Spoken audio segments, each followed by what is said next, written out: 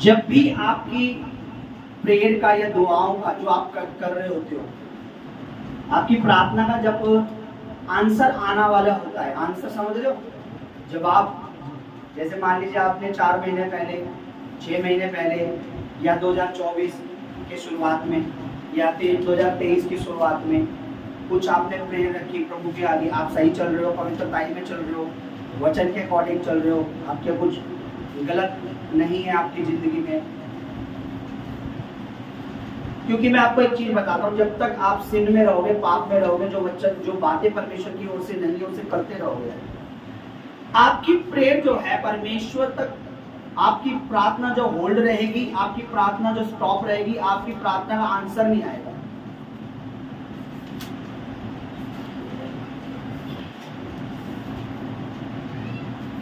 क्योंकि भजन संहिता में लिखा है कि परमेश्वर जो है बुराई करने वालों के विमुख, यानी उनके मुंह से दूर रहता है। अगर आपके अंदर बुराई, कोई पाप, सिन जो है, क्योंकि मैं आपको बताता हूं, वचन में लिखा है कि पूरी, जब हम नए नियम को पढ़ते हैं, जहां यीशु मसीह का जीवन काल है, जहां पर यीशु मसीह का सारे टाइम, आप जब उनकी प्रेयर भी सुनोगे, जब लोचेलों को सिखाई ऐसे करके प्रेयर करो, ऐ हमारे पिता, ऐ हमारे बाप, हर समय। लेकिन एक ही टाइम ऐसा आया जब यीशु मसीह ने परमेश्वर को पिता करके नहीं बुलाया, बाप नहीं बोला। बताइए वो कौन सा टाइम है? जब पूरी दुनिया के पाप उनके पर आए थे, जब उन्होंने पूरी दुनिया के पाप ले लिए, जब वो इस संसार का सबसे बड़ा पापी एक तरह से बन गया, सारे पाप ले लिए, उस समय उन्होंने परमेश्वर को पिता नहीं कहा, बोला हे परमेश्वर तूने मुझे क्यों। पूरे नए नियम में जब आप प्रभु यीशु मसीह के बारे में पढ़ोगे, वही उन्होंने परमेश्वर बोला। समझ रहे आप? तो जब पाप या बुराई आपके जीवन में एंटर कर जाती है, जब सिन आपके जीवन में एंटर कर जाता है, तो इसका फायदा शैतान को ये होता है कि आपकी प्रार्थना, आपकी दुआएं, आपको लगेगा मैं प्रेयर कर रहा हूं, हाँ, लेकिन नहीं सुनी नहीं जाएगी, स्टॉप हो जाएगी, रुक जाएगी। परमेश्वर नहीं अनसुनी करेगा, परमेश्वर नहीं चाह रहा कि वो ना सुने, लेकिन पाप। अब देखिए मैं आपको चीज बताता हूँ, एक एग्जाम्पल आपको देता हूँ, ठीक है? और एक उदासी, उसका भी जल्दी से इंतजाम कर दे तो ज्यादा बेटर है। मुझे बताइए, आप में से रसगुल्ले किस किस को पसंद है? सबको पसंद है? आप बोलो पास पसंद है ना? बोलो हालेलुया। जलेबी पसंद है, रसगुल्ले पसंद है, बहुत सारी मिठाई है। लेकिन आप एक मिठाई अगर वो कहीं मट्टी पर, या वो लड्डू जिसको आप खा रहे हैं, खाने जा रहे हैं, कीचड़ में, गंदगी में गिर जाए और वो पूरा सड़ जाए, उसके बाद आप क्या करोगे? उस लड्डू को खाओगे? लड्डू आपको पसंद है वो, लेकिन उसके ऊपर वो गंदगी जो है वो पसंद, आप उसे धोके भी नहीं खाओगे क्योंकि वो धुल खाओगे। आपको वही लड्डू जो भी थोड़ी देर पहले बहुत पसंद था, रसगुल्ला है ना, बंगाली में कहते हैं रसगुल्ला, आपको वही रसगुल्ला, वही मिठाई जो भी आपको पसंद थी, पर वो मट्टी में गिर गई, गंदगी में गिर गई है, और आप उसे उठाओगे भी नहीं, आप उसे, आप कोई बेनिफिट है ना?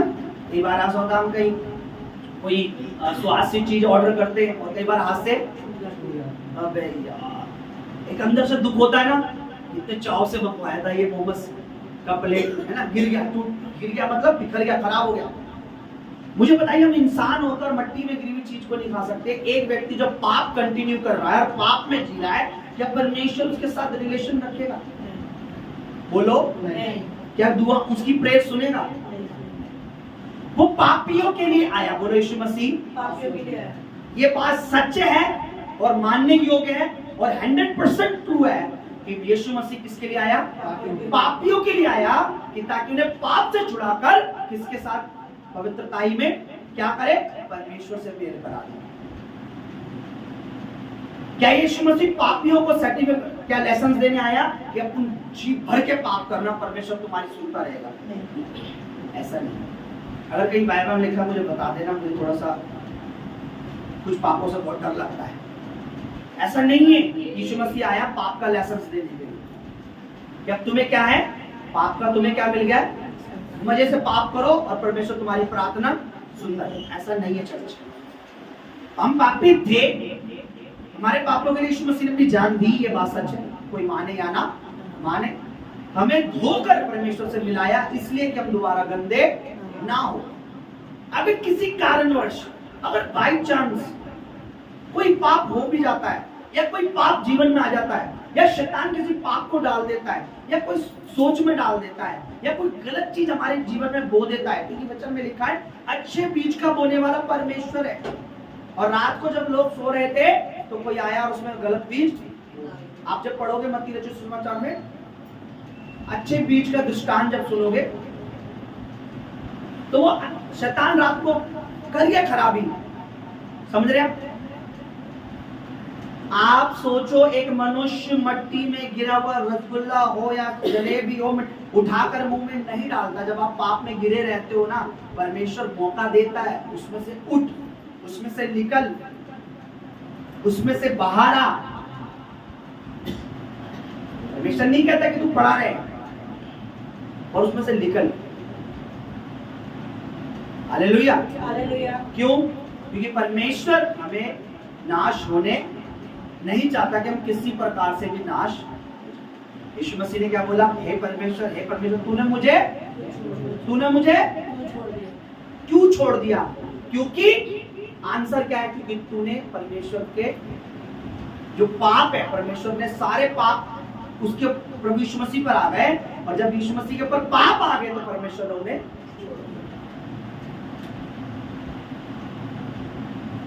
तो क्या करना चाहिए था?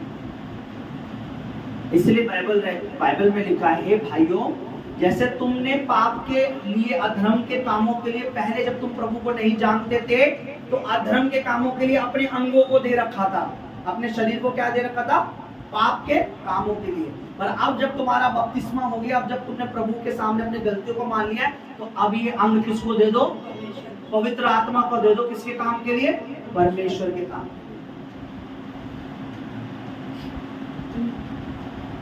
यानी प्रभु में आने के बाद मुझे अंधकार का काम, मुझे परमेश्वर का काम करना है, क्योंकि अब ये अंग मेरे नहीं है।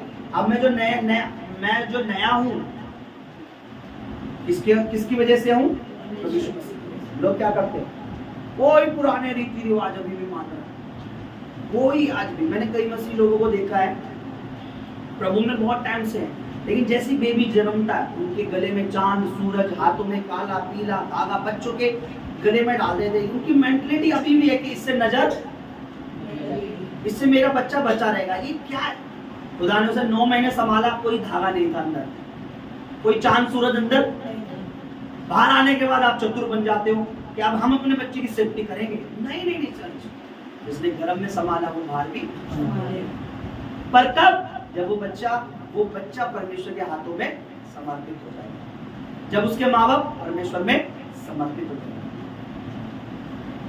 हमने अपने हर्ष के, जब ये पैदा हुआ, हमने शुरू से ही क्योंकि हमारी जो बहू थी वो उतनी खुदावन को उतना ज़्यादा नहीं जानती थी, तो मैं और मेरे मिसेस कंटिन्यू प्रेयर करते थे। लेकिन जब वो उत्पन्न हुआ उसके बाद हमने जब उसके लिए, मेरे ब्रदर ने ना कोई काला, ना कोई आंखों में काला भरा, ना मुंह में कुछ काला भरा, ना धागे, ना कमर में, ना चांद, ना सूरज, कुछ भी नहीं। और खुदावन ने उसे बढ़ाया। हालेलुया। क्यों?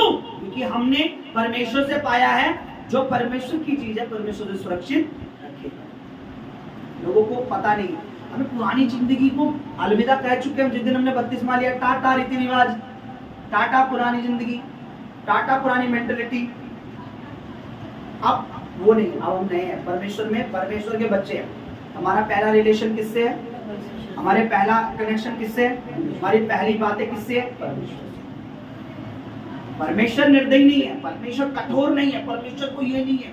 परमेश्वर दयालु है, दीन है, नम्र है। लेकिन परमेश्वर चाहता है कि हम भी अपने आप को परमेश्वर में ये दिखाएं कि हमें पाप पसंद नहीं है। कोई पाप आ जाता है, मेरे को देखो, मैं आपको एक बात बताता हूँ, जब तक आप इस शरीर में रहोगे, आपको मैं लिख के दे रहा हूँ, आप कभी भी पाप से बच नहीं सकते। आप इस शरीर में हो, क्योंकि ये पाप के हाथों बिका हुआ है। लेकिन इस शरीर में रह के परमेश्वर की आत्मा की मदद से आप पाप से बच भी सकते हो, परमेश्वर बचाने में सामर्थ्य है। समझ रहे हो? लेकिन कब? बोलो डेडिकेशन, प्रभु के हाथों में समर्पित करना, परमेश्वर को कहना प्रभु मुझे तेरी मदद की जरूरत है,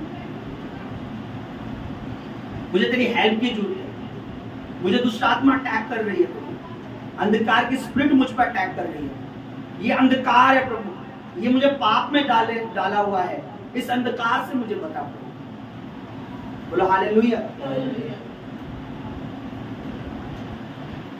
जब आप सोच के देखिए, बाइबल में लिखा है यीशु मसीह सो रहा था नाव में और चेले उस नाव में थे, आंधी आई, तूफान आया, और ऐसा आंधी और तूफान था कि नाव जो है पानी से भर रही थी, तो भी प्रभु यीशु मसीह सो रहे। पतरस और चेलों ने चिल्ला के प्रभु को पुकारा। मतलब हमें परमेश्वर को पुकारना है। प्रभु शैतान हमला कर रहा है, दुष्ट आता है हमला, मेरे बच्चों पे शैतान हमला कर रहा है, मेरे बेटों पे कर रहा है, मेरी बेटियों पे कर रहा है, प्रभु इस तूफान से उन्हें बचा, इस अंधकार से उन्हें बचा। हम बोलेंगे नहीं मेरा बेटा अच्छा कर रहा है, जवान खून है, क्या हुआ एक आधी लड़की सेट भी कर ली तो कोई बात नहीं, गर्लफ्रेंड 2-4 दिन बनाएगा, उसके बाद एंजॉय करेगा। यू नो आजकल कल्चर ऐसा है, नहीं ऐसा नहीं करना है। हमें परमेश्वर कहना है, प्रभु अभी से कहना, चाहे उसकी गर्लफ्रेंड है या नहीं है, कि प्रभु इन बातों से मेरे बच्चों को सुरक्षित रखना, सुरक्षित तेरे राज्य में पहुंचाना, जैसे सुरक्षित तूने मेरे गर्भ में उसे रखा। वहां भी उसका देखने वाला तू ही था, इस संसार में भी तू ही है, ताकि मेरा बच्चा पाप के हाथों मर ना जाए। समझ रहे आप? सही बोल रहा हूं मैं? बिब्लिकल है, परमेश्वर वचन के अनुसार है ना, अपनी तरफ से नहीं बोल रहा। हमें दुआ करनी है, हमें रोना है, हमें गिड़गिड़ाना है, प्रभु के आगे आहें भरनी है, क्योंकि सच्चे दिल वालों की, और रो रो के दुआ करते हैं वो, अंदर से आहें भर के परमेश्वर के आगे रोते हैं। परमेश्वर इन चीजों से हमें छुड़ा।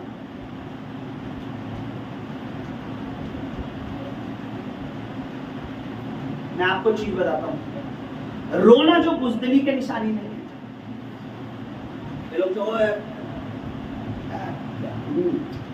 मैं आपको बता रहा हूं, जब कोई इंसान परमेश्वर की आत्मा उसके अंदर होता है, पाप के बाद ना उसके आंसू निकलते हैं कि मैंने ऐसा क्यों कर दिया। ये पवित्र आत्मा का चिन्ह होता है, या मैं ऐसा क्यों कर रहा हूं, वो रोएगा अंदर से, अकेले में रोएगा, प्रभु से बोलेगा प्रभु ऐसा क्यों हो रहा है।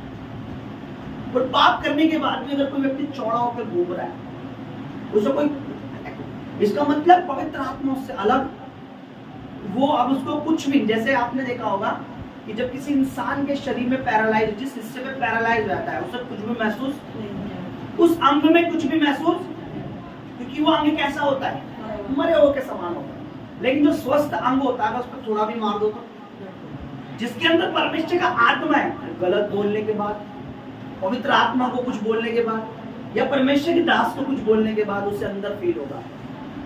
एक बार मैं आपको बताता हूँ, मैंने ऐसा कभी देखा नहीं, पीछे हमारी बेटी बैठी करिश्मा, तो कुछ बात थी, मिनिस्ट्री से रिलेटेड बात थी, ठीक है, तो उस बच्ची वो भी सीख रही है, तो उसने कुछ ऐसी बात बोल दी मुझे कि आप मतलब मुंह देखा एक टाइप से न्याय करते हो, जिसको आप चाहते हो उसको पुल पे चढ़। मैंने बोला नहीं बेटा, ये गलत बोल रहे कि आत्मी व्यक्ति आत्मा की गाइडेंस से करता है, जो यूज होना चाहता हूँ उसे आगे कर देता हूँ, जो नहीं होना चाहता कोई बात नहीं। समझ रहे आप?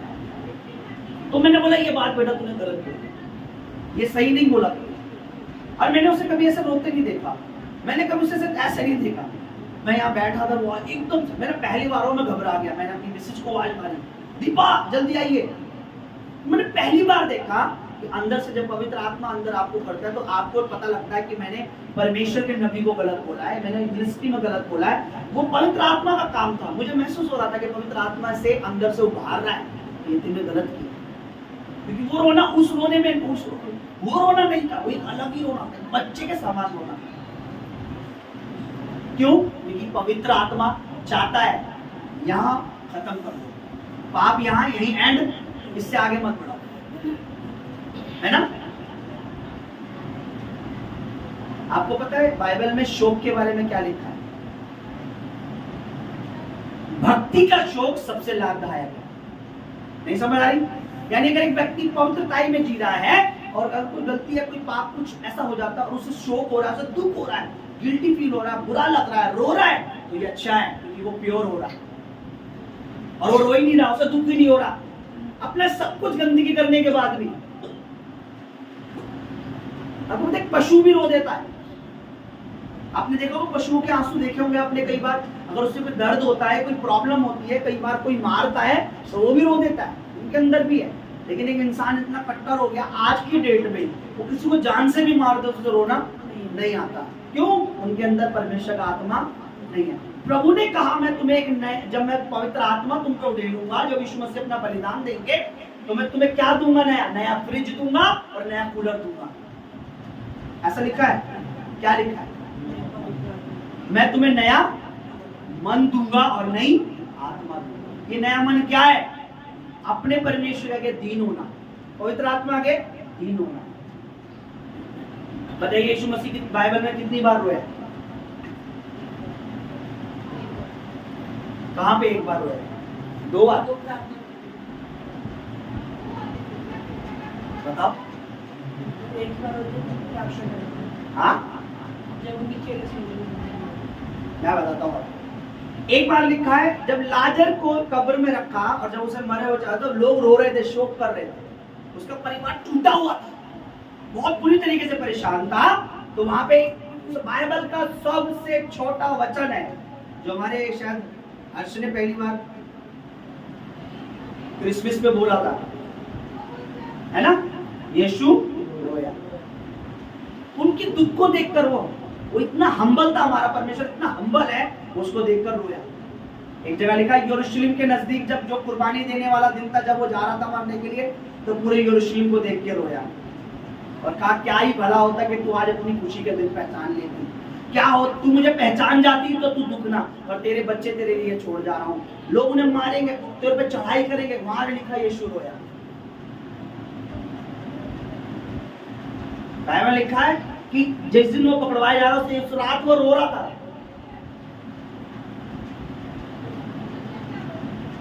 पवित्र आत्मा एक व्यक्ति के अंदर है। आपको बताओ यीशु मसीह जिस रात पकड़वाए गए वो क्यों रो रहे थे? वो रो रहे थे कि मुझे क्या पड़ेगी? मार पड़ेगी, मेरी पीठ बिल्कुल हड्डियां दिखेंगी, मेरे यहाँ भाला घुसेगा, मेरे मुंह पर थूकेंगे। वो रो रहे थे कि मेरी इतनी इज्जत है, मैंने इतने मुर्दे जलाए थे, लंगड़े चलाए, और अब देखो जिन लोगों के सामने मैं अच्छा चौड़ा होकर घूमता था उन्हीं के सामने मुझे मारेंगे। वो रो रहे थे, मेरे मुंह पे थूकेंगे, इसलिए वो रो रहे थे, है ना? उन्हें पता कांटों का ताज पहनाएंगे, फिर मेरे डंडे मारेंगे, फिर थूकेंगे, बोलेंगे पता। मैं आपको बताऊं बाइबल बताती है वो रो रहे थे क्योंकि उनको पता था अब जब पाप मुझ पर आएगा तो परमेश्वर से अलग हो जाऊंगा। जब आप ध्यान से स्टडी करेंगे तो लिखा है वो रोज नहीं रहा था मुझे मार पड़ेगी, वो रोज से रहा था कि कुछ पल के लिए, कुछ टाइम के लिए परमेश्वर से क्या होना पड़ेगा? अलग हो जाना। आज लोग अलग होने से रोते ही नहीं है, पवित्र आत्मा से अलग होने के बाद उन्हें कोई शोक। बाइबल में तीमुथियुस को पौलुस कहते हैं, हे तीमुथियुस, अंत के दिनों में ऐसा होगा, ऐसे लोग होंगे दया रहित, क्षमा रहित, कोई शोक नहीं, कोई दुख नहीं, कोई उनको कुछ नहीं, कठोर मन के होंगे, पाप करने के बाद भी उन्हें फील नहीं होगा मैं पाप कर रहा हूं, और वो अपना नाश खुद करेंगे। जब आप पढ़ोगे यीशु मसीह रो रहे थे कि मैं परमेश्वर से क्या हो जाऊंगा? अलग हो जाऊंगा। आपको पता दाऊद कब रोया? दाऊद ने पाप किया, एक औरत के साथ गलत काम में हो गया, वो सो गया, वो उसने व्यभिचार किया, फिर जिसके साथ व्यभिचार किया उसी से शादी भी कर ली, ये जान के भी कि वो मैं शादी करना गलत है, उसी जिसके साथ उसने कुकर्म किया उसी के साथ शादी कर ली। परमेश्वर को ये बात अच्छी नहीं लगी, परमेश्वर ने उसे दंड दिया, उसका बेटा मर गया। बेटा मरने के बाद परमेश्वर ने अपना आत्मा जो था, आपको पता है भजन संहिता 51 में क्या लिखा है? मैं माँ की गर्भ से पापी पैदा हुआ, उत्पन्न होते ही मैं पापी था, सारी बातें प्रेयर में रखी कि मुझे शुद्ध कर तो मैं शुद्ध हो जाऊंगा। और वो रो रहा है, और क्या रो रहा है? कह रहा अपना आत्मा मुझसे अलग ना कर, अपना आत्मा मुझसे। उसको रोना कब आ रहा है? कि अब मेरे से परमेश्वर का आत्मा क्या हो जाएगा? अलग हो जाएगा। हमें रोना चाहिए कि अभिषेक ना चला जाए, हमें रोना चाहिए हमारी अनॉइंटिंग खराब ना हो, हमें रोना चाहिए पवित्रता ही खराब ना हो। ये रोना वो रोना नहीं है, ये रोना आत्मा के द्वारा। हालेलुया। ये आज का प्रचार नहीं है, ठीक है? आपकी जो नींव है थोड़ा सा वो कर रहा हूं। बोलो हालेलुया। तो हमें क्या करना है? अगर हमारे अंदर परमेश्वर का आत्मा है तो आपको पवित्रता भी फील होगी, अनॉइंटिंग भी फील होगी। अभी कहीं देखे कई लोग पुलपिट के सामने आते हैं, वो लगता मैं गिरूंगा तो मेरी इंसल्ट हो जाएगी। कईयों ने ये बोला था कि पास्टर जानबूझ के गिराते हैं ना, हमें गिराने की जरूरत ही नहीं। हमें हालेलुया। ना हमारा गिराने का काम है ना उठाने का। गिराने का काम भी उसका और उठाने का भी उसका। पर कुछ गिरना नहीं चाहते, कुछ उठना नहीं चाहते। है ना? समझ रहे? बहुतों को लगता है कि जिनमें दुष्ट आत्मा होती है वही गिरते हैं। दुष्ट आत्मा गिरते नहीं, दुष्ट आत्मा चीखती है, चिल्लाती है, उसका एक अलग चिन्ह होता है। अनॉइंटिंग का अलग बात होती है, अभिषेक एक अलग बात है। रिसीव करने का ढंग होना चाहिए, आदर करने का ढंग होना चाहिए। आपको मेरे को छूने की जरूरत नहीं। समझ रहे? बोलो हालेलुया। आज लोग वचन के लिए तैयार है? आइए अपनी आंखें बंद करें, अपनी बाइबलों को अपने दिल से लगाएं और कहे खुदावन वास्तव में तेरा वचन, तेरे दास कहता है दाऊद कि मैंने तेरा वचन अपने हृदय में रख छोड़ा है। अपने दिल से लगाए कलाम को, अपनी बाइबल को हृदय से लगा के कहे परमेश्वर तेरे वचन में लिखा है, तेरा दास दाऊद कहता है मैंने तेरे वचन को अपने दिल में रख छोड़ा है कि तेरे विरुद्ध गुनाह ना करूं। आज जो वचन तेरी आत्मा के द्वारा तेरा नबी, तेरा दास हमें बोए, मेरा परमेश्वर वो वचन हमें जगाए रखे। हम तुझ पर भरोसा करें, हम तेरे विरुद्ध पाप ना करें। हम पाप अगर यदि हो भी जाए तो शोक करें, क्योंकि तेरे वचन में लिखा है कि तू टूटे और पिसे मन को तुच्छ नहीं समझता। हमारा मन टूटे संसार के पापी उन निंदित कामों से, पर हम तेरे पास आए टूटा हुआ दिल लेके। आज का बीज मेरे परमेश्वर मुझ में जड़ पकड़े। आज मैं तेरे वचन को तेरी आत्मा के द्वारा जब ग्रहण करूं, जब तो मैं इस वचन को अपने हृदय में रखकर औरों को सिखाने वाला हो सकूं, औरों को समझाने वाला हो सकूं। मैं किसी के पाप में सहभागी ना हूं, बल्कि किसी को पाप से निकालने वाला हो सकूं। मैं किसी की बुराई करने वाला नहीं, किसी को बुराई से निकालने वाला हूं। आज तेरा वचन मुझ में जड़ पकड़े और अंधकार और शैतान वो जो हारा हुआ है इन वचनों को चुरा ना सके, क्योंकि लिखा शैतान किसी और काम के लिए नहीं आता, चोरी करने आता। वो आज तेरा वचन मुझ में जड़ पकड़ेगा, क्योंकि तेरा सारा वचन सत्य है। तेरा वचन मेरे लिए सोने और चांदी से भी उत्तम है। मेरी मदद कर परमेश्वर, तेरी आत्मा के द्वारा मुझे समझने के लिए मदद कर, मुझे स्मरण मैं याद रखूं तेरी बातों को परमेश्वर। प्रभु यीशु मसीह के सामर्थ्य और पवित्र नाम में हम मांगते हैं, आमीन आमीन। सबने प्रेयर करिए, जिन्होंने प्रेयर किए ये वचन उनके दिल में, उनके जीवन में 100 गुना फल लाएगा आज। जिन्होंने दुआ नहीं की है करें। मैं चाहता हूं आप स्क्रीन दे दीजिए, आप